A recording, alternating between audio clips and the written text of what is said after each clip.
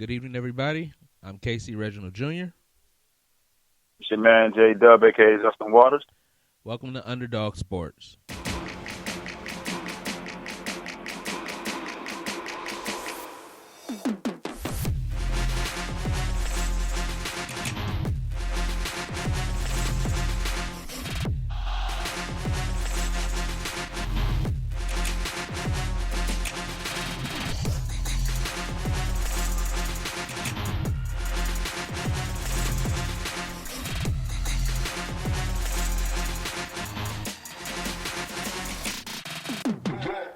Welcome to the show, everybody. Again, I'm Casey Reginald Jr. here with Justin J-Dub Waters. We're going to get right into it. We're going to start off by talking about Mr. Burflick's suspension. Again, he got a year-long suspension this time for his helmet-to-helmet hit. Is it justified? Look, man, he's a repeat offender, so he should get it this time. A year long. I mean, he should be happy he's not banned from the NFL. Period. I mean, he's done it so many times to so many players going back 5 years. It was probably time. But your guy, he's a former Steeler, right? No, Burfie's a former Cincinnati. He's a former Steeler killer. So is that why you're willing to ban him for a year? If No, this was a Steeler, would you still have the same opinion? Yes, because I was the first one to go on and say when Harrison hit Colt McCoy in his head when Colt was Cleveland, I was like, yo, Harrison deserved the 3-game suspension he got because you're spearing. I mean, you can kill somebody by doing that, like it or not, whether I'm a Steeler or not whomever. Just somebody. You can kill yourself. True. And Burfict, you got to go back to college. The reason why this kid was an All-American, but he was known for having that type of reputation, that's why he didn't get drafted. But he should have been a first or second round pick. All the experts said, but they said this kid has issues. So he goes into the pros. He does the same stuff all over again. So to me, not a shot. So my question about this is, with all the information out there about head injuries and CTE, why the hell would he be doing something this stupid? Because he still got to prove himself. Prove That's what? You're making tackles. You don't need to try to kill yourself to do it. I agree with you, but obviously this guy's still thinking he's like he plays in the 1950s where everybody's tough guys, like he's with Deacon Jones and all them. That's why I was like, you need to settle down. This ain't about being tough, bro. This is stupid. Like, he's literally got to have CTE at this point in his life. He's got to. He's got to, but he's leveled so many players. Like, I mean, don't get me wrong. I've seen a meme about this, but they think Antonio Brown acting the way he's acting was because of Vontaze Burfict when he nailed him 2 years ago. Wow. Which is funny.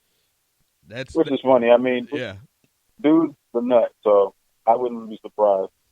Come on now. Anyway, so I agree. Definitely a year.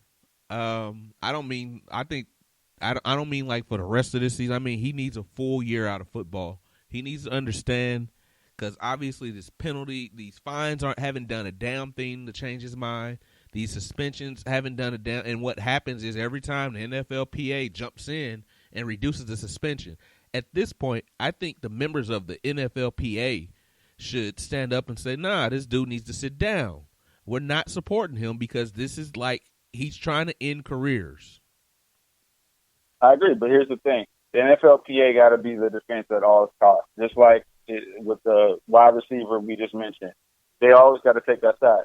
But everybody knows the play that happened with the Colts, dude was down. Dude was on his knees, and you still run at full blast and hit him. The play is done. What was the point of hitting him? Whatever it was, it's definitely a vengeful attack. It wasn't an accident. He didn't spear because the guy was jumping up and the guy was taller than him. This was a blatant attack. I mean, let's be honest. If this was any other type of situation, dude would be banned and dude might have gone to jail for it. If this was like some street type stuff, you blatantly hit a man while he was down. Yeah, this is like this dude should be done. I know they only did a year, but he's not going to change. Like, he's been suspended so many times. He's been fined so many times. This isn't even a pattern anymore. This is like serial. So it's time for him to just be out of football. If you can sit, if Cap can't get a job, this guy doesn't need one. Well, I agree with you with that. I honestly think at this point of his career, it's time to just go ahead. The NFL should literally just ban him for whatever amount they can. But if he comes back, I would be shocked. But I don't think any team will pick him up. Yeah. I think that's now the writing's on the wall. Yeah. I don't even like starting off a show with defense. That didn't sell anything. So can we move on? Defense wins championships, baby. Come on, quit playing. It doesn't sell tickets though, and it doesn't gain listeners either. All right. Yeah, I'll give you that. As we're moving along, we're going to talk about the uprise of the young quarterback. You got what's his name, Minshew. Mustache Minshew is what you call him? The stash, baby. The stash. I keep telling you. I know you don't watch college football, but the dude was nice last year. Bro, I'm comparing him to Tom Brady. You know why? Well, I don't know about all that. You know why I'm comparing him to Tom Brady? Because he's a 6th-round pick. Okay, I'll give you that, but I'm about to say, I mean, he's winning. He's winning games. And he doesn't have the system Tom has. He's not in this robotic system that anybody could win in. He's in the Jaguar system. And even better, he's doing it with less weapons. So still, again, your best receiver is D.D. Westbrook. I'm just saying. And your running back is a head case waiting to happen. What about DJ Chark? Who? Chark. Anyways, dude is putting up good numbers. I picked him up today in fantasy because he's been very consistent. I mean, he's not. He's been consistent. He's been consistent since Minshew was throwing the ball. Was he consistent with Nick Foles for a game? Well, Nick Foles was only in half a game. So what do you mean? Was he consistent last year? Well, who was his quarterback last year? Blake Bortles. It doesn't matter. Was he consistent last year? Blake Bortles is garbage. Hey. But Blake Bortles did have a year where he had Allen Hurns and Allen Robinson and made both Allens get paid a lot of money. Where's Blake Bortles right now? He is in L.A. He's the backup to Jared Goff. Yeah. Hey, he's collecting his check on the clipboard. I didn't say he was good. Don't get me wrong. Do you think that if Jared Goff went down, do you think they would really play this guy? Do you think they would put their season on the shoulders of Blake Bortles unless the trade deadline had already passed? Do they have an option? Unless the trade deadline is already passed. I'm just saying, like, come on now. Get this kid to stay consistent, and you can say it's because of the mustache. Well, the mustache seems to be a viable quarterback, and Shark has had good numbers so far this year. I'm going to say that, but Stash told. I sat there and said that when they played against y'all, and I said, "Hey, man, the kids was too frustrating." He did slip to the 6th round because of offense. He's in Washington State under. He didn't slip. I forgot. You fell off the cliff into the 6th round. Well, here's the thing. He started at East Carolina, then he transferred. He could have went to Alabama, but he didn't want to be in that rotation with Tua and Hurts, who are both younger than him. He goes to Washington State. He goes into a spread offense. It's working, la. He probably wouldn't have got drafted if he came out of East Carolina. Now the kid's a 6th-round pick, and now, hey, he's the next coming. I wouldn't bring Nick Foles back. If I was Tom Coughlin, bye-bye. Yeah, I wouldn't either. I didn't have a lot of faith in Foles anyway, especially over 16 games. I mean, he's kind of got the perfect role. He had the perfect role in Philly. Let me play about 6 games a year. I might win you a championship. But he's not a 16-game quarterback. I keep calling him. He's the Mariano Rivera of the NFL. Yeah, absolutely. He's a great closer. He's a closer. But he's not. You don't start. Not at all. But we're talking about a quarterback youth movement, so I'm not just talking about mustache. What about Kyle Allen, Daniel Jones, and your quarterback? Okay. Kyle Allen I like. I've said this before. Wasn't he undrafted? Okay. He was undrafted, so but the problem was a 6th round and an undrafted free agent, both starting football games. Start and winning games. Winning games. Yeah. Beat the Texans last week. Beat the Texans. Did you see the play where he went when JJ tried to go ahead and smash his head in, he spun off of ducked and spun off of JJ and still got the pass off. Man. Cal Allen, but you got to also realize Cal Allen was an actual stud in college at A&M, and then he transferred to UAA, and then he tried to transfer to UT, but his eligibility was up. Bro, he beat a team that I called a top 4 team a couple weeks ago. And now he's got me questioning whether the Texans are good. I keep saying this. We'll get to the Texans in a second, but I keep saying it. Until they solve their secondary issues, I'm not sold on the Texans. And I'll be the first one. I said it before. They gave up way too much for what they got as far as the console and whatchamacallit. Yeah. So Kyle Allen, do you think the Cam Newton era is over? Okay. The reason why I'm saying the Cam Newton era is coming to an end, look what they did this year. They drafted a quarterback in the 3rd round or 4th round with Will Greer out of West Virginia. Great offense. Dumps it and plays a lot of dump into the running back and running, i.e. just like Christian McCaffrey. Now, you didn't even start the kid you drafted. You started Kyle Allen. He's signing. So that's 2 quarterbacks. And keep in mind, Will Greer is also a local kid as far as North Carolina is concerned. He's from the area. So you got 2 quarterbacks, and then Cam sitting there on the sideline. If Kyle Allen starts keep winning the way he does, Cam's days in Carolina are numbered. Wow. And it's not Cam's fault. This is a former league MVP. I agree with you. But again, it's almost like Donovan McNabb a couple years ago. Is it really that where bad? Donovan was a former MVP. Donovan was still pretty good, but he couldn't stay healthy. They bring in Michael Vick. You bring in what's the kid from UAA, Kevin Cobb. You bring in Nick Foles. You bring in those guys, and eventually he kind of wean off. Oh, Donovan's hurt again, and finally it's just like, hey man, you had a great time. It was a great era. We went to the Super Bowl. You know what I mean? But it's time for you to move on. But Cam is hurt all the time because they did this to him. He's not had a receiver since Steve Smith retired.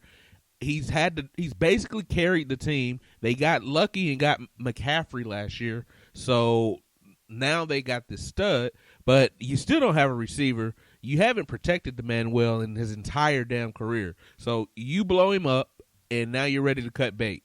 What are you going to do with this Kyle Allen when you still have a garbage offensive line?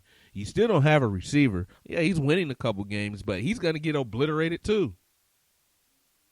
Here's the thing. They're not going to make excuses for it because Kyle Allen's an undrafted free agent, not the number 1 pick in the draft, not your $20 million a year quarterback. You know how many teams right now would trade for Cam Newton? I agree. If you get a healthy Cam Newton, half the league would trade for him. Hell, I would love to see him at this point. I'm not even going to lie. Not even going to lie. There's only about few 4 places teams that won't want I wouldn't take him because their offensive line is that shitty. Like Washington doesn't need a quarterback; they need a whole new offensive line. Even if they bring back Trent, they still need 4 more players for that offensive line. They've gotten quarterbacks killed now for 3 years, and that says something not just about the coach, but whoever the general manager is, whoever's shopping for the groceries, because this offensive line has been deplorable for years now. That goes way even for general manager. That goes to ownership because Daniel Snyder is the new Al Davis. He drafts people and players based off of maybe 1 year, or it's always one trick pony, either 1 year where he blew it up or because of their speed, but don't develop everybody around him. RG3 to this day, in my opinion, should still be a starting quarterback in the NFL. Correct, with the Washington Redskins. You killed his career and got rid of him. You killed Alfred Morris's career. You got a guy that you drafted way in, I think, the 7th round, and him and RG3 ball. They were the next great tandem, the next Aikman and Smith, the next whomever. And y'all don't give them a line, and you kill both of their careers, and now both of them technically are has-beens. Alfred Morris is always in the preseason with a new team, but never seems to make it to the regular season. RG3 is basically sitting back behind Lamar he's Jackson. enjoying his paycheck. He's enjoying his paycheck, but right now, dude should be a starter somewhere in the NFL. I agree. I mean, just think back. Yeah. What about the New York sensation now? Are we wrong? Is Daniel Jones really good? He's winning. Here's the thing. I hate to say it's the way he's playing, I was wrong. Because I was one of the people, one of my best friends is from New York, going on a rant saying the Giants are purposely trying to destroy their team. They're trying to be worse than the Jets. Because I didn't see Daniel Jones. Every mock draft there said Daniel Jones was maybe a third or fourth round pick, and he went number 6. He went above Dwayne Haskins. I was like, man, this is straight racism garbage. And the only reason why Jones even fit the system is because he went to the Manning camp and he's good friends with the Mannings, and his head coach used to be Peyton Manning's offensive coordinator and Eli's head coach back in the day. So I'm like, all right, they're just loving the Mannings way too goddamn much. But he's actually playing well, and not to mention he's playing well without Saquon. Yeah. So I'm like, okay. With marginal talent. With marginal talent. Your best receiver is Shepard, who can't never stay healthy. Your tight end is overrated in Ingram, in my opinion. Has he played well at all this year? He's non-existent. I drafted him in fantasy football. He let a lot of people down. And the thing is, he's supposed to be one of those hybrid type tight ends where he's more wide receiver than tight end, like a Shannon Sharp type player, not a blocker. Yeah, well, he's let a lot of people down this season. A lot of people. My favorite term. He's garbage juice. Yeah. That's how I feel. Wow. So we're in on Daniel Jones now? I'm going to go on a bandwagon because I just like to see the Giants succeed. Bro, I'm not. Especially in that division. It's still only 2 weeks. Yeah, that's this true. This is the National Football League, and, 2 weeks isn't a large body of work. I don't care where they drafted him. I don't give a damn who his mentor is. He's got to play football. So I'll jump on the bandwagon after, a full season. But, in today's world now, we still got haters on Patrick Mahomes. No, you can't do that. I mean, you can't do that with him. We still got haters on Mahomes after a full season of lighting the league up. So I'm not giving this kid anything after 2 games. That's all the old heads that hate Patrick Mahomes. Everybody that has sense knows Patrick is the truth. The truth. I don't even know why they even go there with that one. All right, let's talk about your boy. Well, let's skip your boy because we're going to talk about him in a minute. So we'll talk about him under the Steelers because that's our first topic there anyway, right? But he is part of that conversation right now. These young emerging quarterbacks. Mind you, we didn't mention Haskins other than Jones got drafted above him. Well, we are skipping the number 1 pick, which is Kyle Murray. And he's actually playing pretty good considering he doesn't have a line. He's really, really undersized. And I'm sorry, he is not an inch shorter than Russell Wilson. They got Russell at 5'10" and Kyler Murray at 5'9". No, Kyler Murray's probably like 5'7". He's like my height.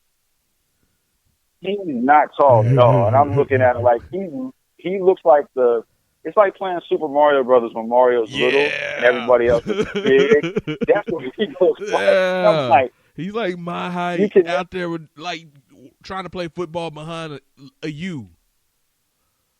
And I'm sitting there like, yo, there's no way this kid needs to be behind he has to be in shotgun all the time. I'm sorry. And even then, it's still a struggle to see because he's short. I was like, wow. I watched that game. I watched last week's game. I was just like, nah, he's a little guy right there. I don't know about all this. He's close to 6 foot. Like, y'all must have been counting like his hair if he had an afro. He must have had like one of them boxes going on or something.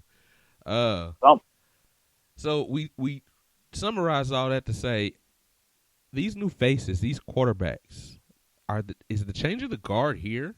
Did Mahomes usher in a new era where it's time to see the Andy Daltons and Cam Newtons even of the world fade to the rear?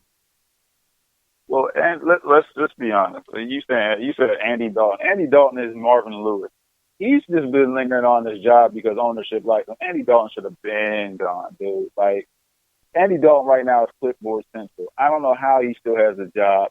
And he's not getting any better, and it's not going to get any better, especially with no A.J. Green. You have one receiver. You have Tyler Boyd. And Andy Dalton can't even get the kid the ball. And I know Tyler Boyd's a stud. He went to Pitt. Trust me, I've seen this tape. He's a monster. And who, Boyd? No. Yeah. He's having a down year because they're not giving him enough targets. Somebody on their team tore an ACL and is on IR. John Ross. Okay, John Ross. Who I always said was a little overrated because he's a one-trick pony. He's just straight speed and that's it. But he's hurt. He was doing all right. But your possession guy, you don't give him the ball. So he good don't luck. trust That's all anybody but AJ. Yeah, but if AJ can't stay healthy, then what are you going to do? That's the issue. AJ is not, this isn't AJ of 5 years ago where it was always talk about him and Julio. AJ has not stayed healthy in a long time. The health part you're right about, but when he's on that field, he's still the truth. I mean, I agree with you, but when's the last time he played a 16-game season? Well, listen, that doesn't happen a lot anymore at that position. Right. So that's the issue. If you can find a time where he's played a 16-game season at wideout, I mean, there's no more Larry Fitzgeralds of the league where they're playing Iron Man 17, 18. Yeah, it's not happening. Yeah. Larry Fitzgerald's like the Cal Ripken of football right now. It just ain't gonna happen. Well, I can say that Travis Kelce's pretty healthy. Travis Kelce's healthy and happy. Because here's your new factor now. When they're not winning, yeah, and they're healthy, them little nagging injuries all of a sudden keep you out. Thank you. Yeah. All of a sudden, he got to take time off because he's having a child and stuff like that. Yeah. Like, doesn't your wife have a child? Not absolutely. You. But okay. All right. So the changing of the guard with the quarterbacks, I think we're pretty much there. I think they're starting to phase out these yesteryear quarterbacks that were marginal anyway. And they're just saying if we're going to have marginal, we might as well go young. I mean, pretty much. That's in a nutshell. That's what you got to do. Yeah. I mean, you stick with the old regime, it's never going to happen. Right. So you got to go young. Old people don't get better. Once you are what you are at a certain stage. Anyway. That is true. Yesterday was the premiere episode of SmackDown Live on Fox. WWE moved to Fox after $1 billion contract. They put on a pretty good show, except for shitting on their champion. But what'd you think? I thought it was just Raw repeated. I wasn't impressed. I mean, you did a horrible. You shitted on Kofi where it could have been at least an epic match. You lost. But how his 11 years? The belt, like 5? Yeah, it was 7-second match tops. However long it took him to jump on Brock's shoulder and take the F5, which is not a devastating move, and I'm tired of it. Well, you do have a point there with that. But so you have that X factor. Then you have, like I said, we debated about the women's match, but again, you're showing the same women's match over and over and over. They do well in the ring together. Even Bayley looked good. And I don't say that about Bayley at all. Anytime. Even she looked good in that match yesterday. I like her as a heel. I like her getting a little nasty because she was a little dorky and wouldn't even hit a girl with a chair at a certain point. So I like that. So I like the twist to it, at least on the main roster. I mean, they may have done this at NXT, but, up until this Wednesday, I never watched that. But, the funny factor is with this, it makes me think that they're almost going to have, like, the title thing is only going to be those 4. No. So it's going to be battle. They were just doing this for this show. They had to bring out their stars for the first episode on Fox. They had to. Fox put on a huge production. You see that set? Like, they really, and they advertised during the games.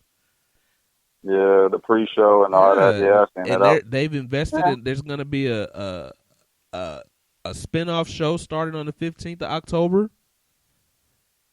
Here's a headline. Again, I think CM Punk's going to be on there.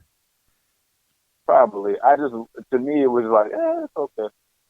Yeah, I mean, But the matches were quality, even though you've seen them before. But if you haven't seen them before, because they drew 3.9 million viewers last night, all of them weren't wrestling fans. So if they hadn't seen those matches before, those were great matches to them. And, of course, we're going to go with your factor. I keep saying the Fox move is bringing in more ECW, not ECW, sorry. I used to love them. UFC. They're going to start bringing in more UFC people. I won't talk about that. They're going to. It's coming. I won't talk about coming. that. Since you brought this you brought this shit up, let's talk about it. I'm tired of the UFC and WWE. I'm tired of you obviously failing now. You've lost a few matches at UFC, so now you need a job, and all of a sudden we're going to make you the top WWE star. Screw the in-house talent that have been here busting our asses for years. Because you got a name right now, because you just lost. I don't understand why this name crap. You just lost in your primary sport. So now I'm coming to WWE because I can't do what I used to do anymore. And the people that actually aspire to be wrestling superstars, we're back to the back of the line because here comes Cain Velasquez and more Brock Lesnar. I'm so freaking tired of Brock Lesnar. But here's the thing. You do realize this. There is now, you got Brock, Kane, Sonya Deville, the Shayna over there at NXT, and Ronda. So you are in WWE because they can no longer hack it in UFC. So I don't understand. Screw the people that have been here trying to hack it in WWE that can't get 5 freaking minutes on TV. Screw us. Let's bring this guy in that just lost the UFC title because he can't hack it anymore over there, and let's make him our champion. It's all about money. You know that for a fact. I'm not good enough to be champion in UFC, but I can be WWE champion. Hey, that's the problem. And look at Vince McMahon. That's what he's wanting. He's wanting him and Dana White have a great relationship, and I think that's what's the issue. Dana's like, well, if we can merge the two, we can get a bigger fan base. So we can get WWE people, more WWE to watch UFC and more UFC to watch WWE. It's a hand in hand. That's why I said Daniel Cormier just lost. He lost his belt. He looked crazy when he lost his belt. He said his dream is to go to the WWE because of what he wants to do. He wants to fight Brock Lesnar. Yep. I would almost bet within the next year or two, he comes. He's probably at a WWE camp right now training. It's coming. Yep. Holly Holm also. Great. And Cyborg. Yep. So you're going to have this coming. This is the new trend. Great. Anyway, I'm done with SmackDown. I'm moving to AEW now because the way they shit on Kofi. I might not watch it for. I want to see the New Day in AEW. That's what I want to see. That would be better because I'll be honest with you, I don't see. There's nothing else for them to do in WWE. Right. They've all won champions. I mean, you can try to turn Big E to a heel, but then he'll be so down the pecking order, it'll be sickening. So, like at this point, make Kofi a heel. Why the fuck not? And again, he's still going to be way down on the pecking order. Yeah. Anyway, let's go back to what we here for. Let's talk about your Pittsburgh Steelers. Hey, good game last week. I'm not going to be overly hyped because it's Cincinnati shit. But the one thing I'm actually impressed with is Tomlin finally got it through his head to do a two-back offense. You can't keep giving it to James Conner because James Conner is not staying healthy as much as he can. And we should have won that San Francisco game. We had 2 costly fumbles by Conner because basically the work overload. I mean, I hate to say it, but he's not. They need to do a two-back offense. Even going back to 2 years ago, I picked up Samuel with my fantasy team. I like what they did last week. Smart move. Let's go back to Le'Veon's best year. Le'Veon's best year, which was the year before he wanted to take vacation. Connor was basically the H-back, scat back, whatever back you want to call it. Even going back to the year before where Le'Veon had D'Angelo Williams, formerly with Carolina. it works. The two-back offense works. It doesn't overload it. Yeah, you have your feature back, but then you have a third down possession back. You have a scat back that can run plays. The Wildcat situation, Steelers are known for doing that. They got away from that a couple of years ago, but Le'Veon Diggs was like the key in our Wildcat thing. Why people didn't realize just that they're still going to get the ball to Le'Veon is beyond me, but hey, it worked. So, realistically speaking, if we continue to go this route, we can have a savable season. Now, I'm not saying we're going to the playoffs or winning the Super Bowl, but we can have a manageable season. I could see if we play like that the way we're playing, we can have an 8-8 season versus right now looking at 6-10 or 7-9. All right, so you're saying you're about 6-10, 7-9. I think I called you 6-10 at the beginning of the season. You called me crazy. You did. Oh, okay. That was the beginning of the season. That was before all these fucking injuries. Hey, I'm telling you, the old man was injured before he got to camp. I don't care what you say. Yeah, I know. Yeah. The old man was going. I'm just saying, the way he was walking then, I told you, there's no way he was going to play 16 games. I told you that. And side note, he is, if anybody thinks Ben is coming back anytime soon, is tripping. Ben, with that cast on, is clearly, when they showed that last week on Monday Night Football, clearly shows that he's getting Tommy John surgery. Yeah. That's the only time you have a cast like that. Because if it was at his elbow, he would have probably been in the sling. He's in a full-fledged cast.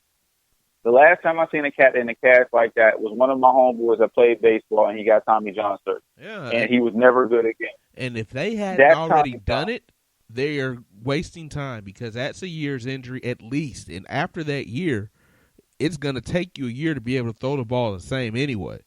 So if they had done this, first off, I think Ben is done. That's what I think. I think you're not coming back from this injury at this stage of his career. But maybe he's got a work ethic I don't know about, but looking at his stomach, I doubt it. But we'll see. He doesn't have that work ethic. I'll give you that. I'm telling you, I think he's done because you don't understand. I'm a baseball guy. When you have this injury, first off, it's not a 1 year and you're back to who you are injury. It's a 1 year, you're back pitching, and then maybe the next year you're back to who you are. But Ben is like, what, 36 years old? 37. 37 years old.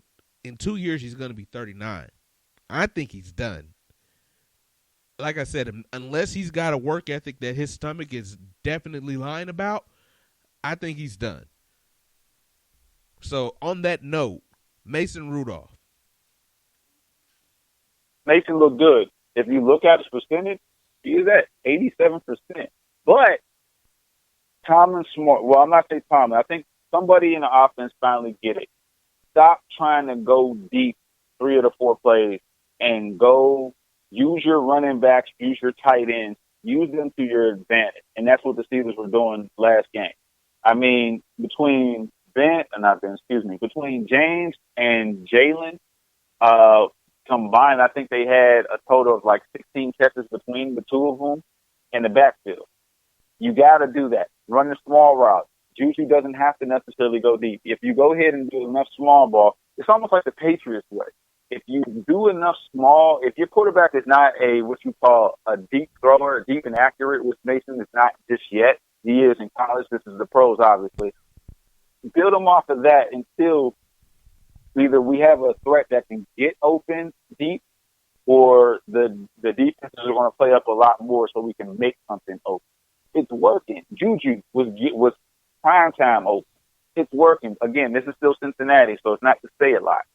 But whatever it is working now. And Tomlin's going into a game with the Ravens where they have a stout defense where now, and I'm going to say this before you get on me, now we have an opportunity because now they're showing the holes in Lamar Jackson's game. So this game could be a serious threat game to the Ravens. Everybody's downplaying us because we want to.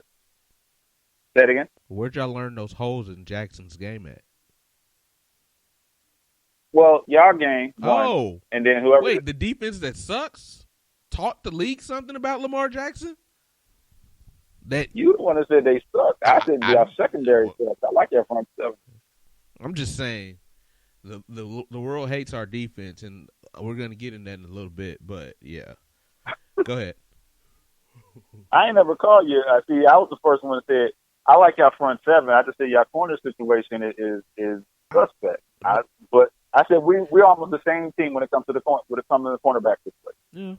Yeah, Well, used to be. I have a little more Now we're faith. better than you. I have a little more faith than you think in our secondary. As I said, we'll get there. So Mason Rudolph, is he going to continue to grow? Yep, I agree. I think he does grow.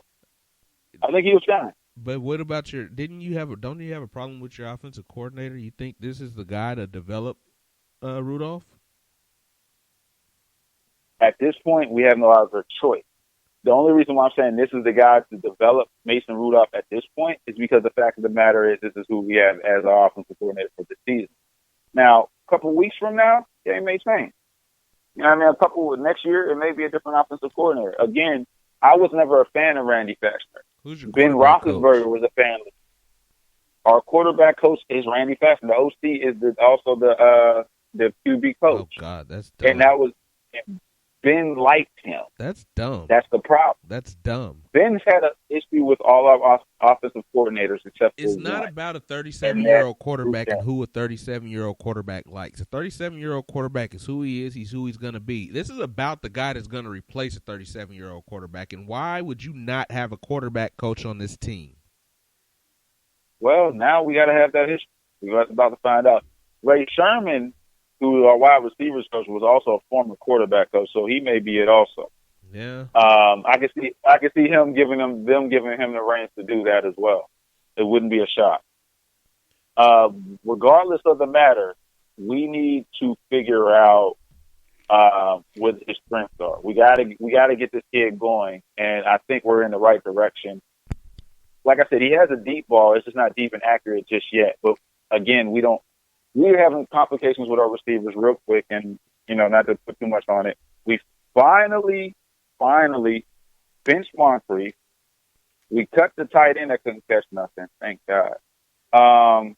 Johnson, who we drafted in the third round, not bad. I mean, again, I'm still pissed that DK Metcalf went one kick before it, but that just seems like Steelers history. It's always that. I like DK Metcalf a lot, sideline. And Juju's starting to be able to get open and play ball. With that being said, and of course, we already talked about the running backs catching the ball. With that being said, we play spread offense. We pass that ball around. We can win games. Okay. So our division's open. It is. It's wide open because, like I said, Jackson was exploited, and it's shown since. So you like Rudolph to be the guy? I do like Rudolph to be the guy. I do. Okay. There's a reason why you picked this kid in the draft, and it wasn't just because we had drafted his favorite receiver the year before in James Washington. They must have seen something. Like I said, I see the kid when he played against my alma mater and put up 500 against that defense, and at that time the defense was like number 12 in college. He put up 500. There got to be something. That wasn't a fluke game. So my question is, when does the coaching staff reflect building around Mason Rudolph and not Ben Roethlisberger? You got to help him now. Okay. I think this is the wake up call for the Steelers. The Steelers do have a tendency to be long in the tooth with their players, where they keep them until it's too well. Let me rephrase that. They're quarterbacks. So they'll get rid of every other position. Like as soon as they start declining, get rid of everybody else. But the Steelers are long in the tooth for quarterback. Going back to even my kids, when I was a kid, they could have got rid of Neil O'Donnell 2 years ahead of time. They didn't. I mean, he went to a Super Bowl and then threw the game for us, a success game. Even going back to Terry Bradshaw was 2 years old, 3 years overdue. But because you had that defense and you had Franco running the ball, you kept him. Can't keep doing that, but, if it works, it works. All right, so Justin, J-Dub Waters is all in on Mason Rudolph. That's what we're hearing today. I've been saying that. All right. Your running back situation you touched on earlier. You like the two back The two-back scheme. So we're done with this feature back notion in Pittsburgh, is what you're saying? It's not working because the fact of the matter is Connor's health is not there. We got to run. We got to do a two-back offense. But our more successful years for two-back offense. When we won the Super Bowl the first time with Big Ben, the two-back offense was Bettis and Willie Parker. When we won the Super Bowls, when we were one of the Super Bowls earlier, it was Mendenhall and I forgot. Actually, it was Mendenhall and Willie Parker. Two-back offense works for us. We got to use it.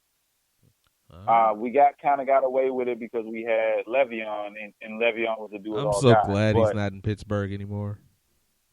I hated that guy.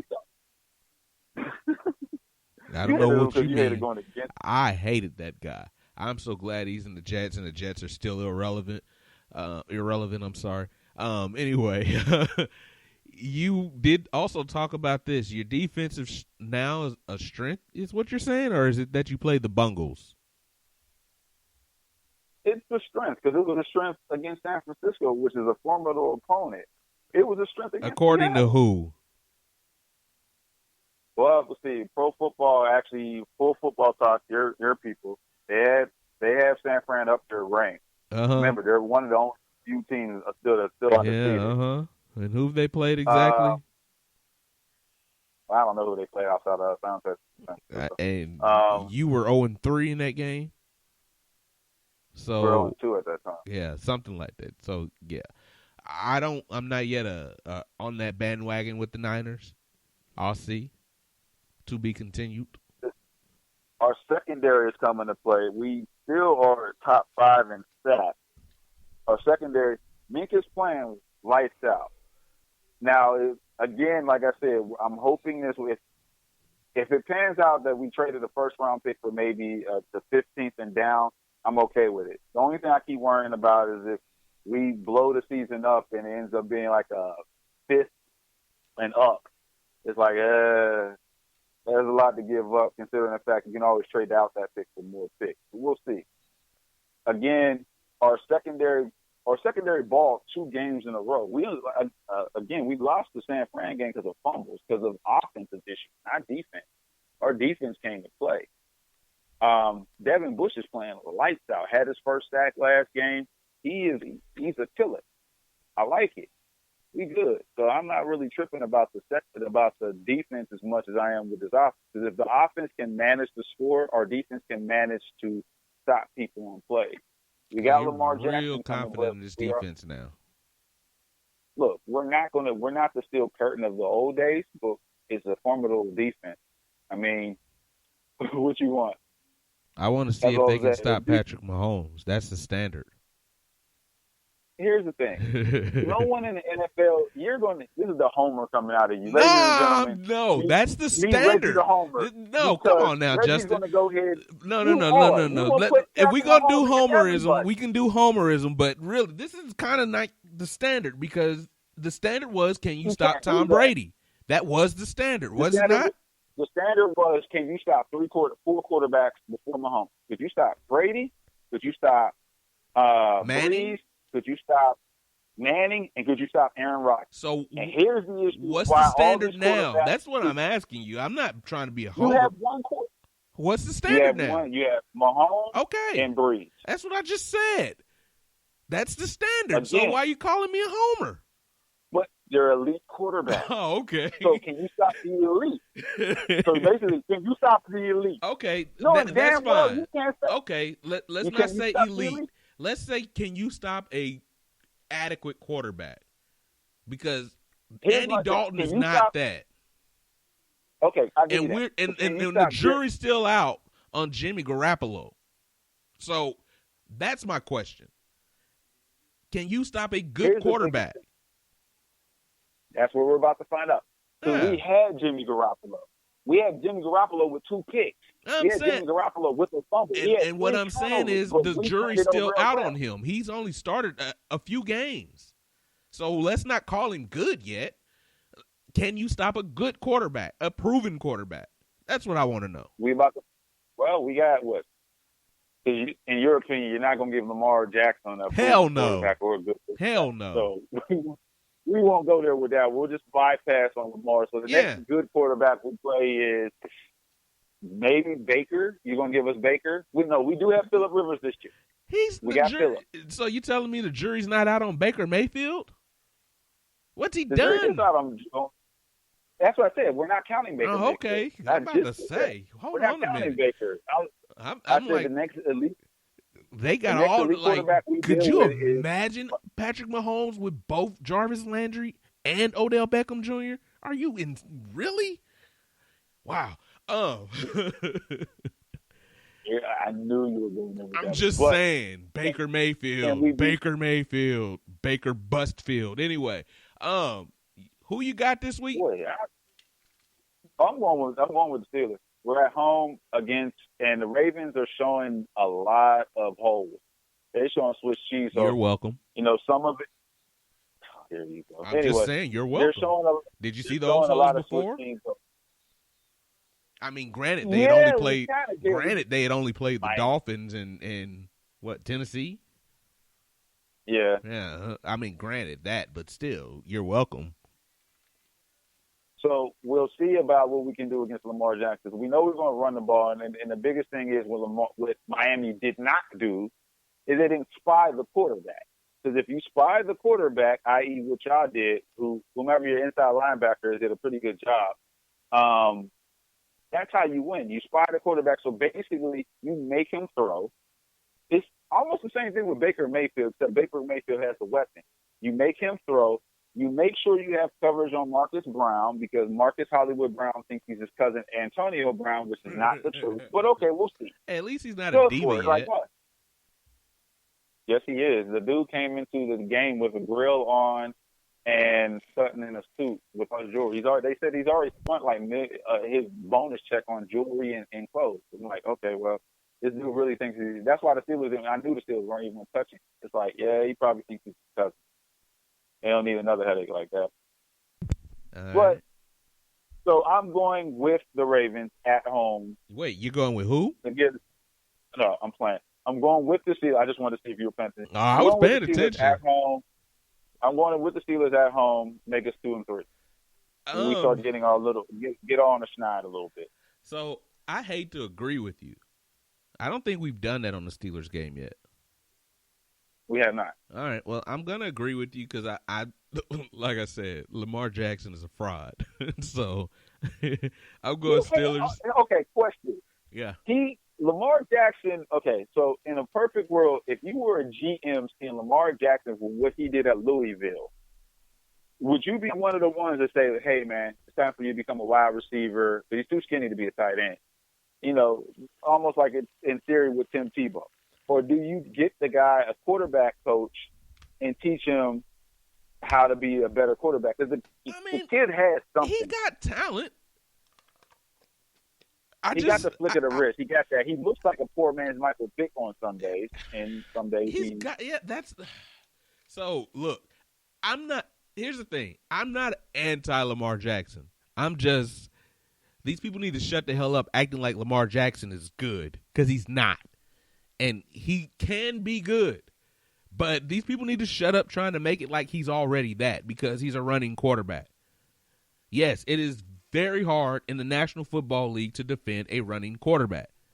He would be a monster if he had an inkling of accuracy. If he had a smidgen of accuracy, he would be an absolute monster. So, no, I wouldn't make him a wide receiver or running back.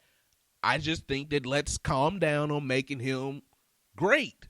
He's not Michael Vick yet. And Michael Vick needed this. He still, even when he was his best, he still needed work. So, he's got a ways to go, is all I'm saying.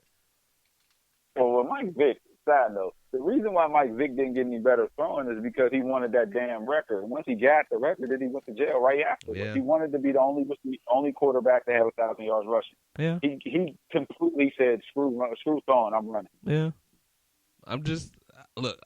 You asked me about Jackson. Yes, I think he's a quarterback. I think he can be a quarterback. I just think he's got a lot of work to do, and I don't know if he's doing that work.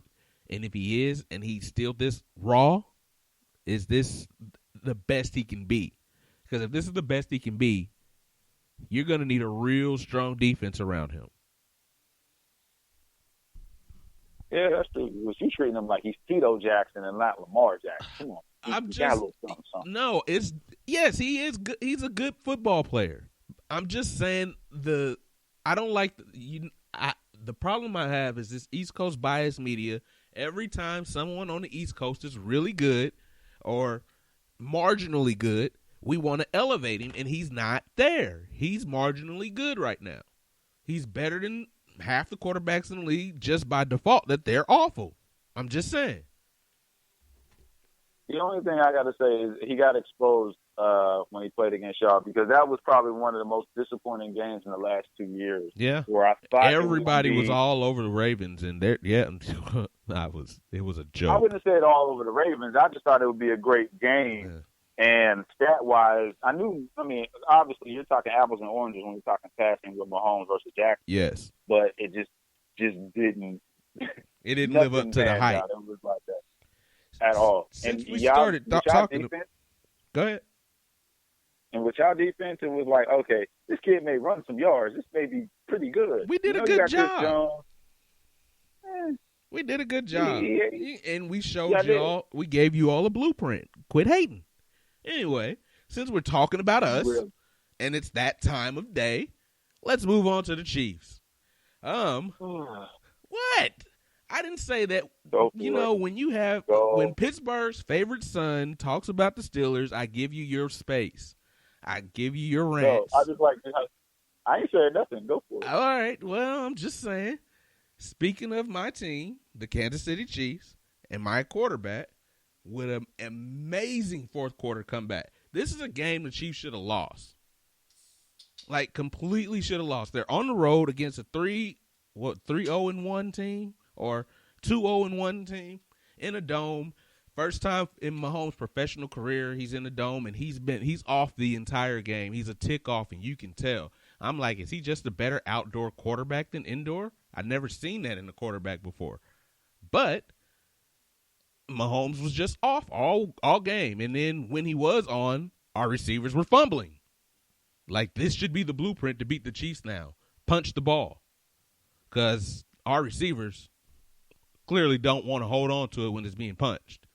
But in the game we should have lost, Patrick Mahomes rallies his team, and the Chiefs win this game. To me, the legend of Mahomes just got better because he won this game without even throwing a touchdown pass.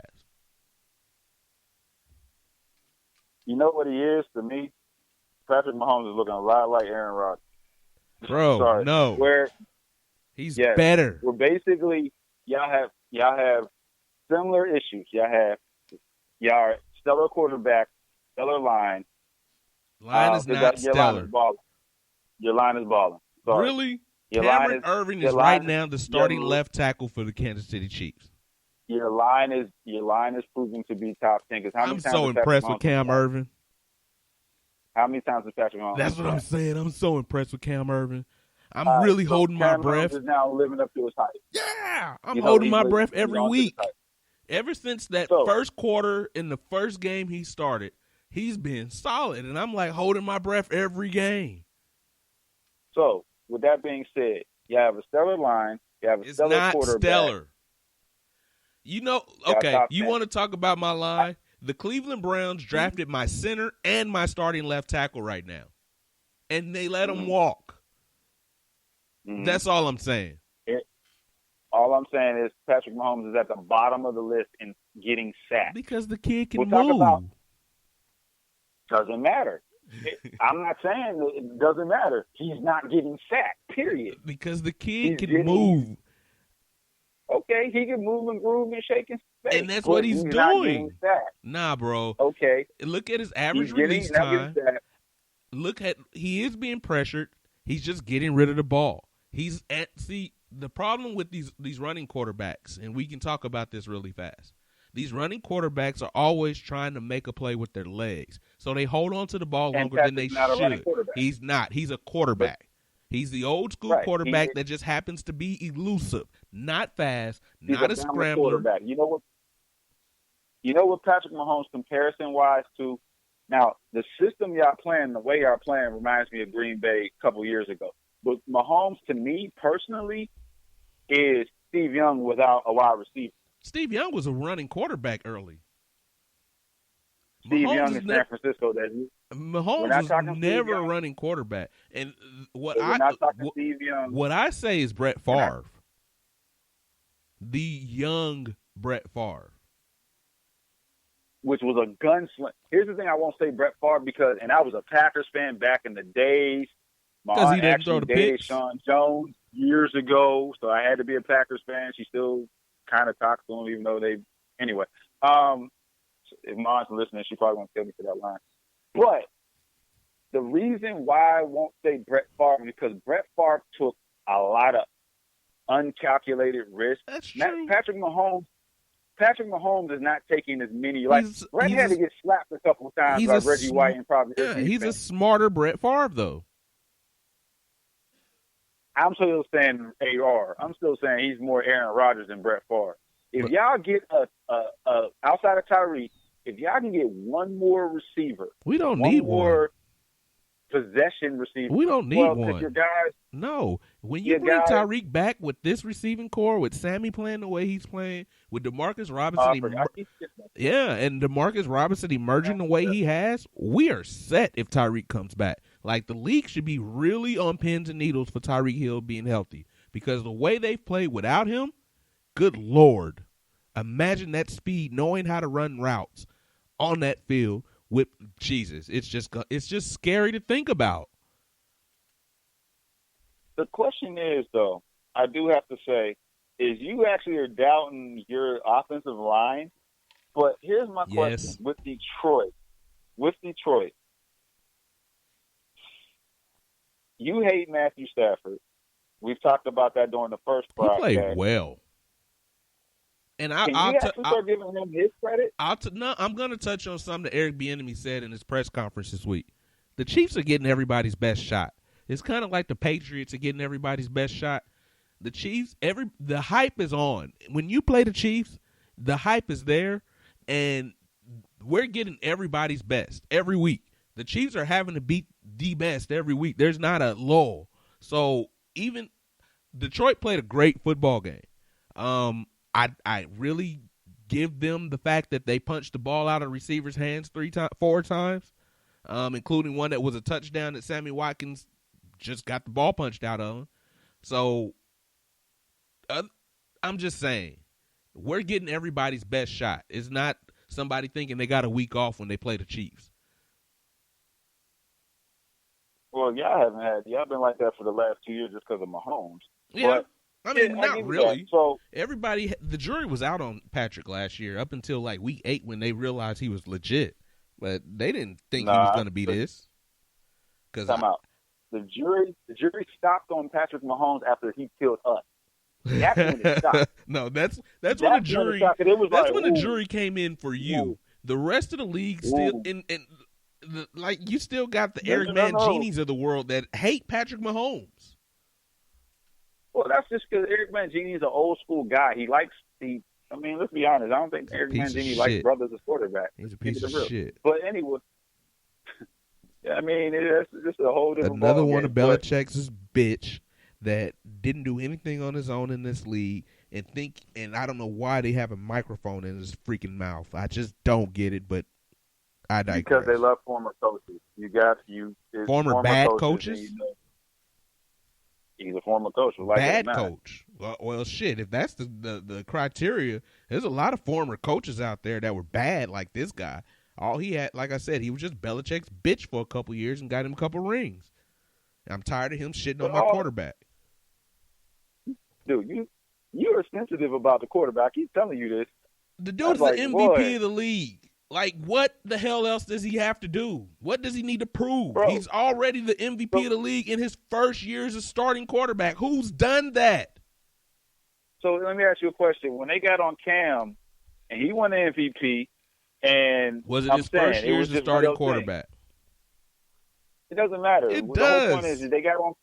It was his 4th year. So what's the difference? And Cam always had issues with accuracy. You can't say that about Patrick Mahomes. You have no issues with his game. He's not forcing passes like everybody thought he was going to do. He's playing great football.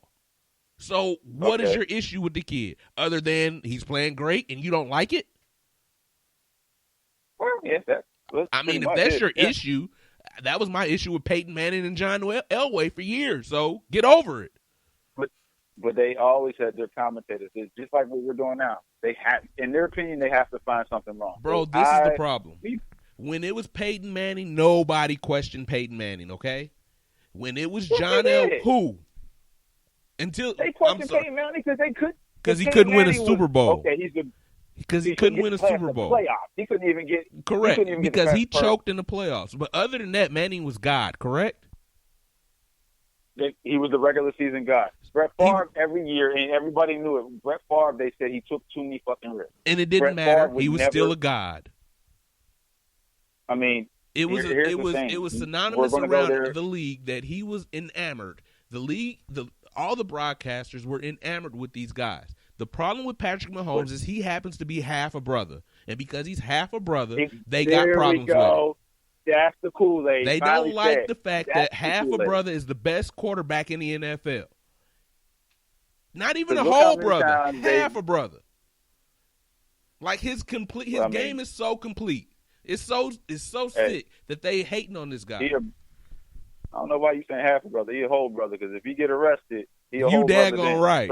But to them, he half a brother. And sometimes they want to forget he got that half because they love the fact that he's that light. Because regardless of the matter, it's going to be what it's going to be. But again, going back to Mahomes, he's playing lights out. Like I said, there's nothing really to knock against him except for the fact of the matter is they found something against him where he didn't score a touchdown or he's doing too much. Me personally, let the boy shine. I'm sorry. You talking about last week? What? Yeah, I'm going off of last week because I'm going off. Really? They said that wasn't a good game by Patrick Mahomes. If that's not a good game, you're not going to do. You're not going to listen to the commentator. So I actually sat down because I know you're not going to listen to Eric Mangini. I know that for a fact. You're not going to listen to Troy Aikman. I know that for a fact. Troy Aikman, no. I don't have a problem with Aikman other than he decided that after 1 year, Mahomes should have a ring already. And he was average at best. But otherwise, that game he called the other day, the only problem I had with him, and I think he's a little racist too when it comes to black quarterbacks. The only problem I had with him is he didn't give Russ the credit Russ deserved for that throw he made at scoring that touchdown. One of the greatest throws, at least this season. This is the best throw I've ever seen. It goes up there to some of Aaron Rodgers, more recently, some of those Hail Marys that Aaron Rodgers did. But what I'm telling you is you can take all the greatest quarterbacks in NFL history, sprint them left, and have them try to make that throw and give them 300 attempts and see how many can land that throw in that spot, in that window. And I'm telling you, I don't think it'll ever be done again. I also got to give some credit to Tyler Lockett because how many years in a row that they said little Tyler Lockett is just basically, you know what he was or what people claim he is? He was their version of Dante Hall. Yep. Where he's not a wide receiver. He's a punt return specialist because that's what he mainly was at Kansas State. No. What this dude is a baller, and he just shows he did a Tony two-tap with that one, and that was like – it was a hell of a catch. Salute to them. And I celebrate that catch because it was a hell of a catch. But the only way you have that catch is a remarkable throw. And a Hall of Fame quarterback on national TV did not give that throw the credit it deserved. And that is insulting. And I can only think it's because that quarterback is half a brother. No, Russ is full brother. I'm just saying. He's full brother. I know. But yeah, something like that. But yeah, that's what it is. Yeah, it's sad. Like, that's the best throw I've ever seen on the football field. Like, ever. And the fact that we're not talking about the throw like this is insane to me. Yes, the catch was great, but it wasn't exactly an impossible catch. The ball was like a roll of toilet paper in a spot, and all he had to do was get his feet together. So Yeah, that throw was remarkable, and I'm telling you, I don't think Russ can ever make that throw again in a live football game, and I don't think any other quarterback makes it at all.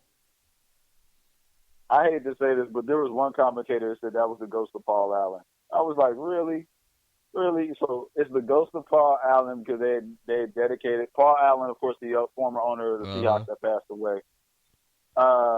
They sat there and literally said that was Paul Allen's ghost, and that was. I don't know what you call it, but that play will probably never be repeated again like that in NFL history. That's what I'm saying. And I agree. And I've been in that stadium. That's crazy. Yeah, that was crazy. Yeah. Anyway, we were talking about the Chiefs. The only thing we're gonna do the preview of the next of Indianapolis, but I am gonna do my quick rant. No, I really need to cover what's here because these 10-point deficits is on my damn nerves, and it's time for it to stop. You can't have a 10-point deficit to start off every game because when you play Tom Brady, he's not gonna stop scoring. You can't fall behind 10 points. The Chiefs need to get off their ass in the first quarter and start playing football from the beginning of the game until the end of the game. Yeah, well, here's the thing. Y'all shouldn't have to. I mean, I keep saying y'all. A lot of people sleep on Detroit. Well, they sleep on what's his face on Stafford. He's a bum. He was really good last week. He was really good last week. I'm gonna give him credit. He was really good last week. I don't know if he was really good or our defense was really that bad, but he was really good. And, again, we're still getting everybody's best shot. So he was pretty pumped to play Patrick Mahomes. Well, because they're young gunslingers. I think you know how the NFL is. It's an ego thing. Yeah, the old guard is holding on with every nook and cranny. They're not trying to let it go. Well, even though he was never that guy. I'm just saying. Anyway, but yeah, this 10-point deficit, man. Like when we play New England, you can't fall behind 10 points and think you're going to come back every game. You can get away with this against some of these teams. Like who the hell did we beat last week? It don't matter. Whoever we played, Detroit, and then the week before that too. But you can't do that against a playoff team with someone that's got a good quarterback. He may not be Patrick Mahomes. You won't be able to do that against the Chargers, I think. No, you can do that against the Chargers because Phillip Rivers is still on. He's gonna throw you a couple of games. He's Brett Favre. New England because he's not going to go deep. That's who Brett Favre is, Phillip Rivers, without the success. Yeah, I'll give you that. But if you go against a New England, if you go against a team that knows how to manage the clock, y'all will lose. You're gonna lose. So we can't keep doing it. And Andy's got to say something. I appreciate last week's game going the way it did because they did find out a lot about themselves as a team, the adversity they can deal with. Great.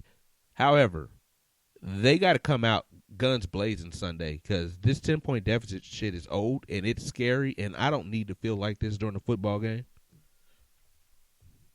I'm just saying. Anyway, last rant, Chiefs, pay Chris Jones. This dude is a ball hawk. He is absolutely destroying quarterbacks, still at a pace that the only other defensive tackle that I've ever seen do it was Aaron Donald. Like, Chris Jones needs to be paid. And if you're not going to pay him, get something for him now. Dear Dallas Cowboys, pay Dak Prescott so Patrick Mahomes can get his contract. And this way Chris Jones can be something. No, because Patrick can't sign a contract extension until next year anyway. So this is about Chris Jones. That's what they wait for. He can't. This is what they're waiting for. They paid every. Y'all already gave an extension to Hill, so y'all obviously say y'all can do extension. What are y'all waiting for? That's the fact, bro. I'm sorry, but they gotta pay this dude. Yes, there's factors like Kendall Fuller is a free agent. Let his ass walk.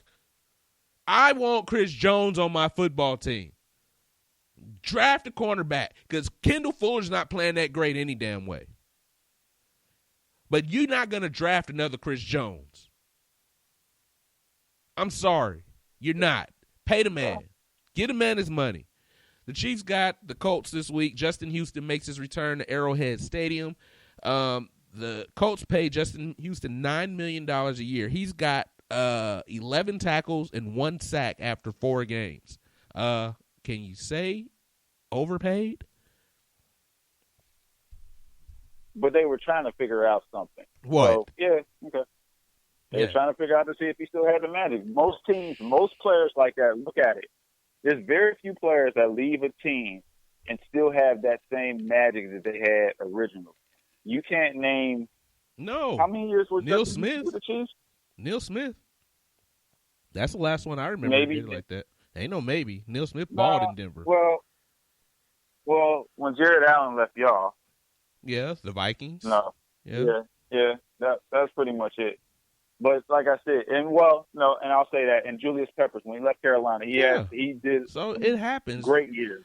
But Houston is injury prone. Those other guys didn't have that many injuries. It's not even just that. Like, you don't go from having knee surgery to a dome team. That's stupid. Your agent is not smart. Your agent is getting paid. He's not worried about that. He's worried about his. He should, because if this is your last contract, he screwed himself because he made this happen. He only signed a 1-year deal. So basically, Justin Houston's paying for this 1-year deal. They get the contract. They keep it moving. At the end of this season, if on this page, Justin Houston, an outside linebacker, is going to have 4 sacks and 44 tackles. No one is going to sign him. Someone will pull that trigger. Okay. I'm just saying. That'll be always done. happen. Eric Berry can't get a job right now, and he's much better than Justin Houston. We already went there with Eric Berry. Eric Berry didn't get the surgery. If he gets the surgery, then he'll be on an NFL roster. So but he's refusing to get the surgery for whatever reason, so that's on him. I picked up Jacoby Brissett today, too. So this game, I think the Chiefs are going to win. Marlon Mack is a little bruised up. And I like our secondary. I know people are harsh on it. People are still complaining about our defense. I think our defense is a lot better than people are thinking. If you give up 3 turnovers and you hold the other team under 30 points, I think you're doing good because we gave them the ball 3 times that they didn't have the ball. You take away those 3 possessions, they got 17 points? You hold a team to 17 points against the Kansas City Chiefs and Patrick Mahomes, you're going to win 16 out of 16 games. So I'm not. I believe y'all going to be in a shootout. I don't think so. First off, Hilton's nicked up too. I don't see Brissett as that quarterback.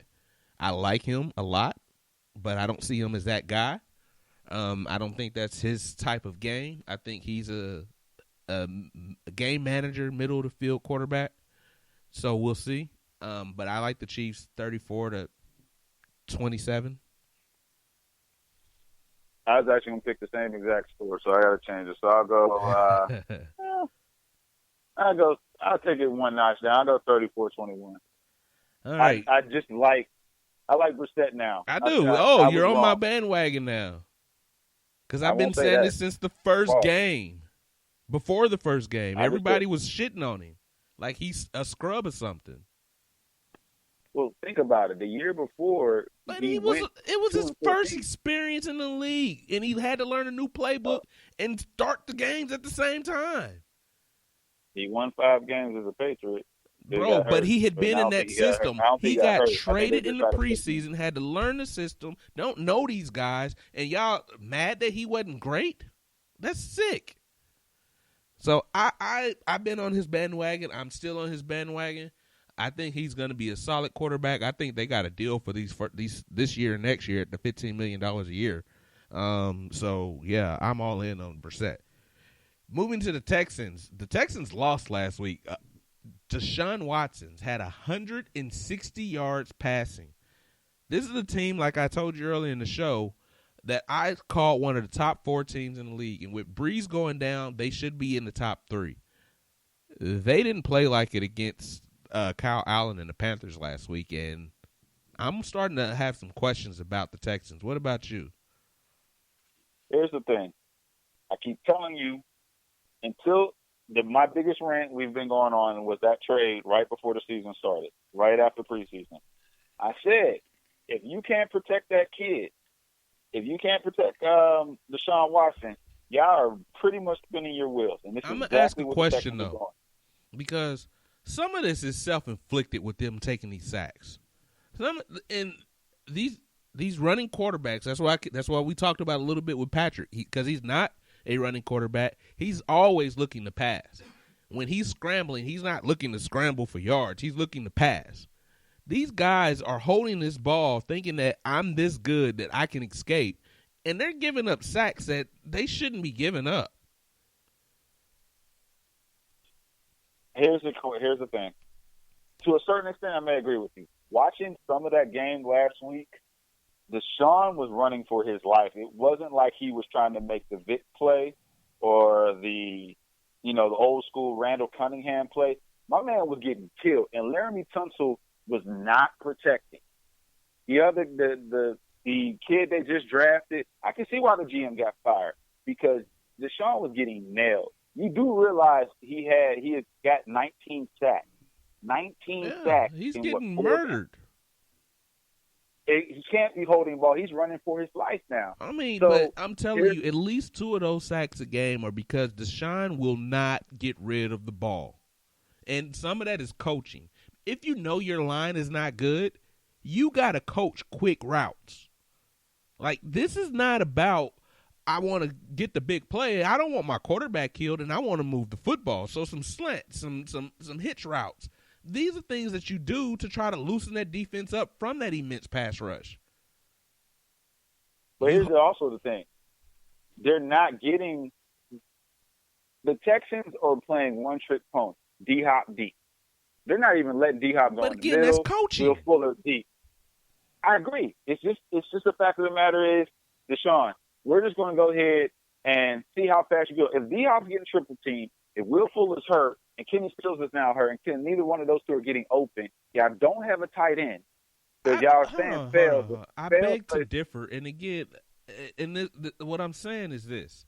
When D-Hop is healthy, when all those guys were healthy and they were scoring all those points, Deshaun Watson was still getting sacked.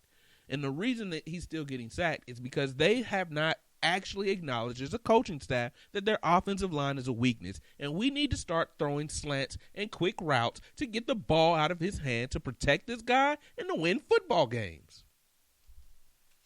The other factor is that you still need a running game, too. The Texans, let's just be real. The Texans' offense is not scaring me. The Chiefs don't have a running game. But the fact of the matter is Patrick Mahomes is getting enough time to make things happen. Because when he does it, Patrick Mahomes gets rid of the football. He will take an intentional grounding penalty if he doesn't have something. This guy doesn't do that. We just watched a team on Thursday that doesn't have a strong running back. They have a good running game, basically running back by committee, meaning the Seattle Seahawks. But basically, in a nutshell, 2 factors. The line blocks, and I always will say it, I've been saying this for a couple years, they traded Dwayne Brown. Yeah, he had the comment about the McNair ownership. And he needed to have the comments, and I think the league should have made McNair sell the team instead of Dwayne Brown being traded, because that was a racist comment. It should never have been allowed. Totally honest, agree with you. And the fact of the matter is, when you traded Brown to Seattle, you traded probably you're trading a Hall of Fame. Yes, I said it. Yes, Hall of Fame. I disagree. Hall of Fame. I strongly disagree. Left tackle. He's been to the Pro Bowl 8 times. That doesn't make you a Hall of Famer. But in the same note, you're probably their best offensive tackle since going back to the Tony Baselli days. That's true. And you get rid of him, knowing you got this franchise kid here to protect. And at that point, that was his rookie year. So the Texans, by default, are sometimes self-sabotaging reaping themselves. what they sow is what you're saying. You chose your racist owner over the black guy that stood up to the racist owner. Correct. Yeah, okay. I can agree with that, but I'm going back to this. Deshaun Watson's got to do better at getting rid of the ball. And Bill O'Brien's got to do better at giving him a game plan to have somebody short to get rid of the ball. And if you have people that can't get open short, then you need to reevaluate, because there's a lot of people on some practice squads that know how to run some damn slants. I'm just saying. Yeah, but then again, we'll keep stressing it. There's a couple of factors dealing with, because right now the 2 best quarterbacks in the league should be Mahomes, outside of course Brady and Brees.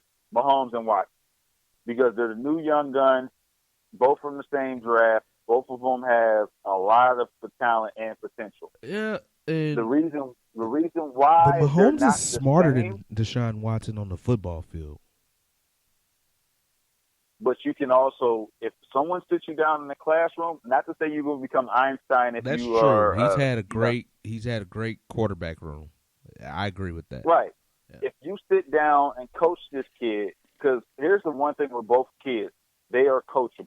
Again, this is not Mike Vick, this is not Cam, where these kids aren't listening to what their coaches are telling them and just like, I'm gonna do what I do because I got here with it. I just think Deshaun's got a bad coach. That's what it is. But the Texans are not going to make that move.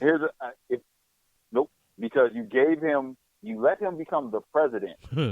Why would you let him become the president of the team? For what reason is beyond me. But you let him become the president of the team. I mean, but the other general managers wasn't doing shit anyway, so why not give him a shot? Maybe he could have been blaming them. So now he gets to shop for the groceries. No. He still can't call a game. I'm not saying Rick Smith did everything he could. If everything was said and done, if Rick Smith listened to ownership and the fans, J.J. Watt wouldn't have been a Texan. Remember, J.J. Watt was slated to be a lower round, first round, early second round pick, and he went 10th. And look what J.J. Watt became. He turned into a monster, at least for a few years before he started getting hurt. D-Hop, exactly. And that's just how the way it is. D-Hop was supposed to be a lower round draft pick. He went kind of high because I just remember Mel Kiper. Now he's the number one receiver in the league. The Texans traded up to get Deshaun Watson after Mahomes was gone, where all these people sat there and said the Texans should have waited and got whomever else was in the draft that was Anglo-Saxon. Yeah. And Deshaun Watson is balling. The only mistake Rick Smith did, and he listened to ownership about it, is he didn't trade out that number one pick to the Raiders, where the Raiders would have had Clowney, and the Texans would have had multiple picks and Khalil Mack. So imagine if you would have had Khalil Mack and JJ on the same squad. So my manager asked an interesting question about Rick Smith and them firing their general manager this year and them letting O'Brien take over. He said his theory is they're going to let Rick Smith come back next year. I don't believe it. I see Rick Smith a lot at church because he goes to Wheeler. I've seen him a lot at church, especially after his wife passed away. God rest his life. He don't look like he's even interested in dealing with the Texans anymore. If he gets that call to another team, I can see him moving along, going there. I don't see him with the Texans. Why? You just said he still lives here and goes to church here. Why not? I just think it's an ego thing. Maybe he wasn't ready to come back. Maybe he'll be ready next year. You relieve a man of his duties while he's still good. Then you use the excuse of his wife being sick.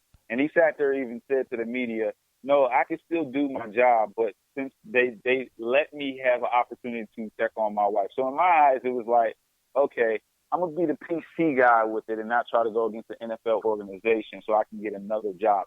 I don't see Rick Smith coming back because if they did, when they fired that GM the week after the draft for drafting the kid from Alabama State, wherever Alabama something, it ain't University of Alabama. When they fired him, they could have picked up Rick Smith right then and there. Instead, you give everything to Bill O'Brien. So you're saying he's ready to go back to work now? Because, like I said, my manager's contention is maybe he wasn't quite ready, and they're letting him sit out another year and bring him back next season. It's not like he's a coach. It's not like he's a player. Well, a general manager is a stressful job because unlike a coach or a player, he's always looking at rosters. He's always trying to see how to make his team better and balancing a budget and looking at contracts for next year to extend. There's a lot of work that goes into that job. I'll make it plain and simple. If they fire O'Brien to bring in Smith, that's how it's going to be. Why would they have to fire O'Brien? Does he not want to work with O'Brien? Because he has all the power. He's a GM, well, he won't be. And a coach. He won't be, and he knew that. This was a temporary situation. They said they were going to hold off on bringing in a general manager until after the season. They didn't say he was going to be GM. That coach's relationship with McNair's son is a very strong relationship. That's why I say it's going to be It would be shocking to me for them to bring in Rick Smith and relieve O'Brien of the GM duty. It would be shocking. So you just took care of the next subject too, then, because you just said O'Brien is too close to Cal McNair, so he's definitely not on the hot seat then. No, he's not. Well, he should I'm gonna say that for a fact. This is a team that, like I said, is one of the on paper. This is one of the top 4 teams in the National Football League, and for them to be 2-2, losing the game to an undrafted quarterback last week is absolutely insane. So, if you're saying he's not on the hot seat, I say if he doesn't have a winning season, he should be fired. The hell with a hot seat. If he doesn't have a winning season, yes, he should be fired. He's 2-2 right now. The first quarter of the season, he's 500. If he goes 9-7, fired. And nope, I think he stays. Bullshit. I think the Texans give him another chance if he goes 9-7. Because he's been 9-7 the last 3 years. You can't. That's not good enough. And to have the quarterback you have, to have the number 1 receiver in the league, to have Will Fuller healthy, to have traded for Kenny Stills, to have traded for Tunsil, and 9-7 ain't good enough. Basically. Yeah, you gave away the direction of your team for these moves. So 9-7 is not good enough. 9-7 should get him fired, and if it doesn't, then I think we're looking at another Cincinnati Bengals situation. That's it. That's what I wanted you to say. This is where I feel it's going to be. You're looking at another Marvin Harrison because Marvin Lewis and the ownership was so cool with each other. It didn't matter if they went 4-12 or 12-4. Let me tell you something. If they don't sell out NRG, it will matter. They're sold out for here's the problem. They're sold out for the next 4 years. Yeah, you got a waiting list and all that, but believe me, people stop showing up to games. If NRG Stadium is not selling concessions because those seats are empty, change will happen. And I know a lot of people in Houston that absolutely loathe this coach, and they are looking for a reason to light up these radio stations and the Twitter websites and all this stuff to get rid of this coach. A lot of people in Houston. So I'm telling you, if he doesn't finish but 9-7, the city's gonna talk. And I don't give a damn how much Cal McNair likes him. If them seats are empty and he's not making money, he's out the door. I'll be honest with you. The Texans should have never had him in the first place. I agree. They should have gave it to Bill Cowher. Because the problem is, this is the thing I'm saying. Bill Cowher wanted to be president and coach. Y'all didn't give it to him. Okay. A Super Bowl winning coach. Correct. But y'all gave him, but the funny thing is y'all did the same thing with Bill O'Brien. Well, that was by default. But now, I don't know why they fired this general manager like they did. Because supposedly ownership didn't like that move, which I didn't get. He didn't like the draft pick of the Armstead kid. But if you're ownership and you're in that war room, because I don't know many general managers in any sport, unless James Dolan with the Knicks, that is not in the war room with when it's draft day. Yeah, that's the confusing thing. Yeah. So you fire him, but you the one, because at the end of the day, you're the one that's cutting the check. Yep. So if I don't like it, then, we just going to make a move on it, son. It's not going to be worth it. But that's why I didn't get that, where it's like, well, he wasn't, they weren't fond of, the ownership wasn't fond of the deal. Y'all let him pick it. Damn that. If I'm going ahead and I'm using my money, I'm picking what the hell I want to do with it. If you let him pick, that's on y'all. Y'all shouldn't fire the coach. Y'all should fire yourself. Yep, I agree. So, like I said, this guy, look, ownership needs to butt out of football operations and let the people that they pay do the job. But 9-7 is not good enough, and especially like I said, I believe this is one of the top 4. This is the number 3 team in the AFC, and one of the top 4 teams in the league. And the fact that they're 2-2 right now is a reflection of Bill O'Brien's lack of innovation, being able to adjust, and his lack of preparedness. Because there's no way in hell you should have lost to Kyle Allen and the Panthers last week. I'm just sorry, you should not have. So like I said, it's a lot of people here that mumble about this coach. And speaking Which is of, going to be interesting. Is going to be tomorrow. They play an Atlanta squad that's technically yep, down, and a happy Julio, and you put what Joseph on Julio. Boy, somebody about to eat. I'm glad I ain't got Julio going against me in fantasy football. bro, I'm just saying. Okay, let's do that then. Real quick, you said Kenny Stills is hurt. Kenny Stills is hurt, and Fuller is still Fuller. So that means he could be hurt. He could get hurt any second. Yeah, he could be hurt any second. Is Kenny Stills going to play? They have him on probable, but you never know. So if he does play, it'll probably be limited action. Okay. I still think this is I still believe this is one of the top 4 teams in the league. Now, let me tell you, I don't believe this is one of the top 4 coaches in the league, and he could coach them out of this game. The only saving grace is the coaching in Atlanta is worse. I'm gonna pick the Texans. I'm gonna pick the Texans just because they're at home. Well, we both picked the Texans. That's the only reason. I think we're in sync on every pick for the first time. Yeah. Wow. The only reason why I'm picking is the Texans are at home. I think you're starting to go with me because I've been beating you all year. I don't know about all that one. See, we've been kind of even for the most part, bro. Even on the Swiss picks, you win one, I win one the next week. So I don't know. Yeah. And so Julio, you brought him up. Everybody is still in love with Julio. Why? He's only had one good game this season. I haven't been paying attention to Atlanta football like that. You know why? He hasn't had that many points on fantasy football. You know why you haven't been paying attention to Atlanta? They're not that good. They suck. They are not a good football team. Like the Super Bowl curse hit them hard. Bro, it's not a curse. Their quarterback's been overrated forever.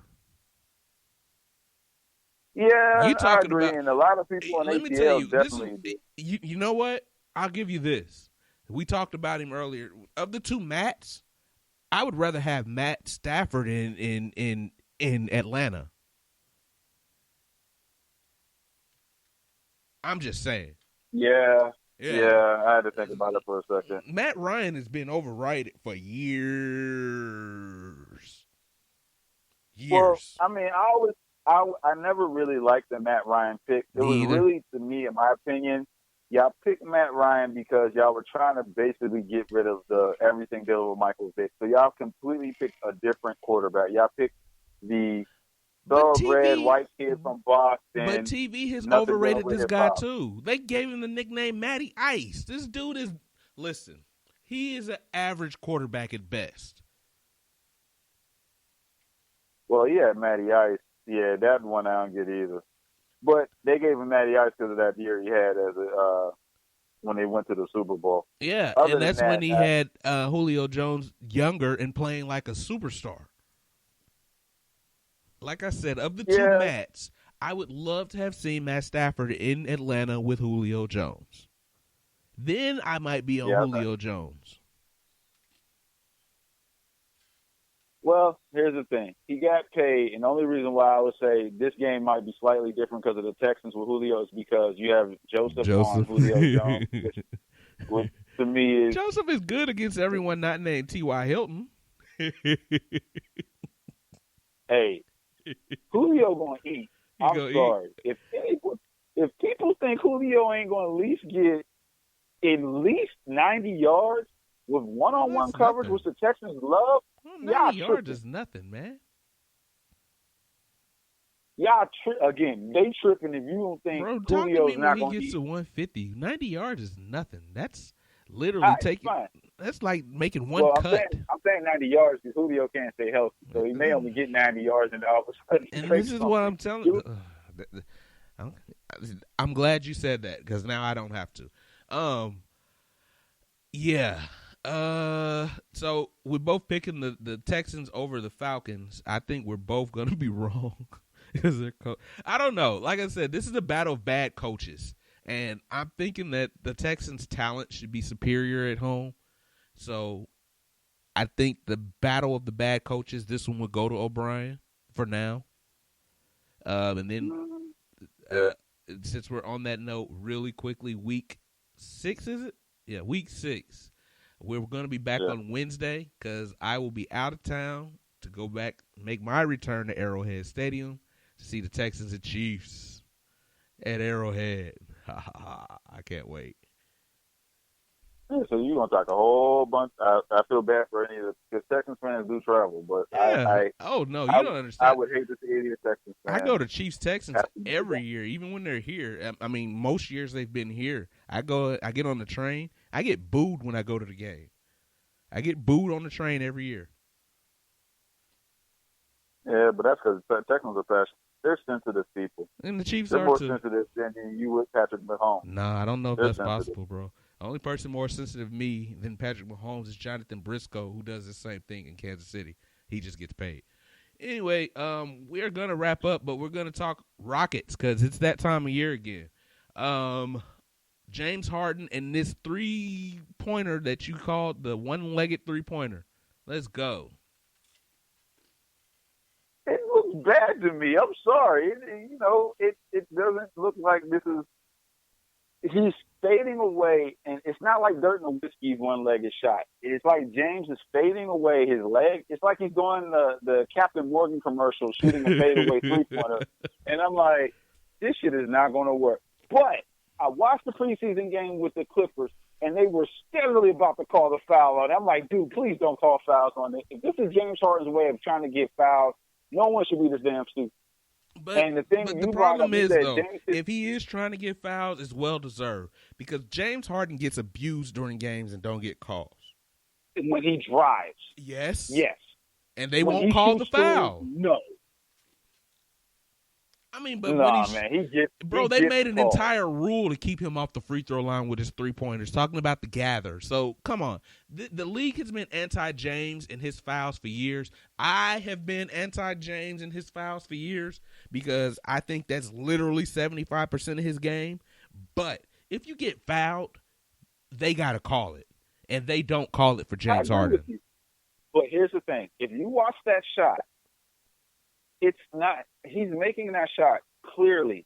This is not a shot to make for him to start a new way of making three-pointers. This is a way to draw fouls.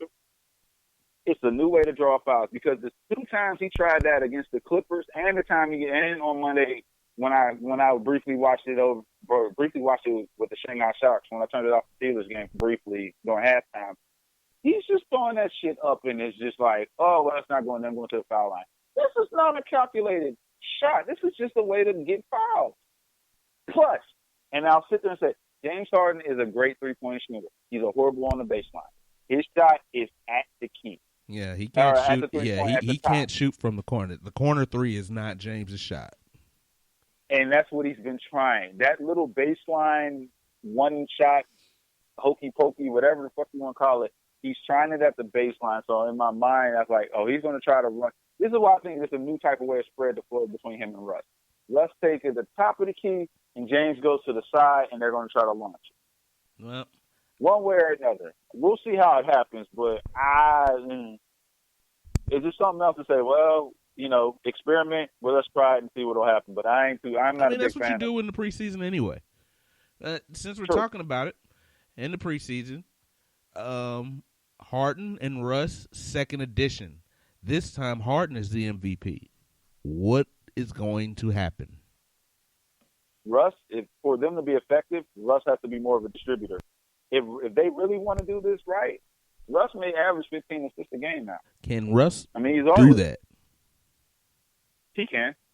If anybody can make themselves, he has. He's led the league in assists. Yeah, he leads the league in assists, but he always has more shots than the person he's passing to. Right, but he's also been the alpha dog on that team since Durant's been gone. But that's only been a few years. Right, so can he be the alpha dog? Can he go ahead and be the assist guy to the alpha dog of James Harden? Yeah, I think he can. Well, we'll see. If anybody can will their way to playing to playing a different style is that dude. I still don't Because think the that dude Rockets already can win knows until D'Antoni is gone. Oh yeah, we're total agreement. I keep saying people are like, well, they're like the number 2 team in the West. No, they're not. They're maybe fourth. Maybe fourth. They're not definitely not better than the Clippers. People are steadily forgetting about Golden State winning championships before getting to the finals before Kevin Durant, and they'll have their whole same squad. And don't sleep on D'Angelo Russell at all. The boy ball. Now they just got to figure out how they're going to make this new lineup once Clay gets back too. But them, and I'm definitely not going to sleep Denver. So I'm sleeping on Denver because I still think last season was a fluke. Shit, we'll see. We will. The Denver ball. They did, but We'll see. you know me. And it was 1 year. the only team I'm not going to give the Rockets, like everybody's giving the Rockets over. Actually, I take that back. Scratch Denver, put in Portland. I still like Portland. I still think the best team is the Clippers. Yeah, I don't think it's close. Yeah. Nah, in the West, no, it's not. I don't think it's close in the league. I think the Clippers have assembled the best roster in all of basketball, and they did it with that trade that they did with the Rockets, and then just end up signing George and Kawhi. But when the Rockets went and got Chris Paul, they gave up probably the best second unit in basketball to do it, and the Clippers are just deep. And one of the best defensive point guards. Yeah, that was the thing. The Clippers are just deep. P-Dub is and Montrezl Harrell, I sat there and said, "Oh yeah, he's always been a basketball player." Oh yeah, and I'll be the first one to tell you that y'all got rid of Montrezl. They got Kenneth Faried because they lost Montrezl Harrell. And then they lost Faried, and I'm like, right. But I don't even think Faried has a team right now. He still doesn't have a team, and he really needs the Rockets really need him. Yeah, because you can't. Nene's hurt. He's out for. They say he may be out a couple. First months off, even if he's not hurt, he's Nene. Right. All right, and then Tyson Chandler's old. Yeah, I didn't get that one. They need Nene. I mean, they need Farrell. They need Faried. Manimal, damn it. That's they need Manimal. Yeah. Because right now, your best defensive player is still going to be PJ Tucker. Yeah, and I can live with that. I still like PJ. I just hope he doesn't. I hope he doesn't get old on us over the offseason.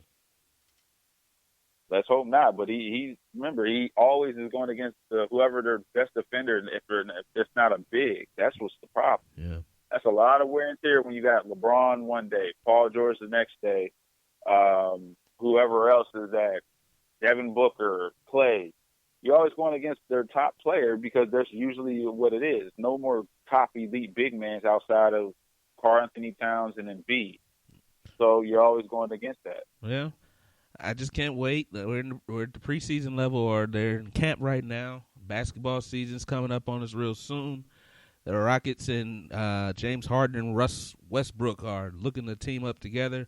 Next week, we're going to see what happened between the Steelers and who you had, the Ravens, the Chiefs, and the Colts, the Texans, and the Falcons. Tune in next week to Underdawg Sportz. I'm Casey Reginald Jr. This is J-Dub, Justin Waters. See you next week. Okay.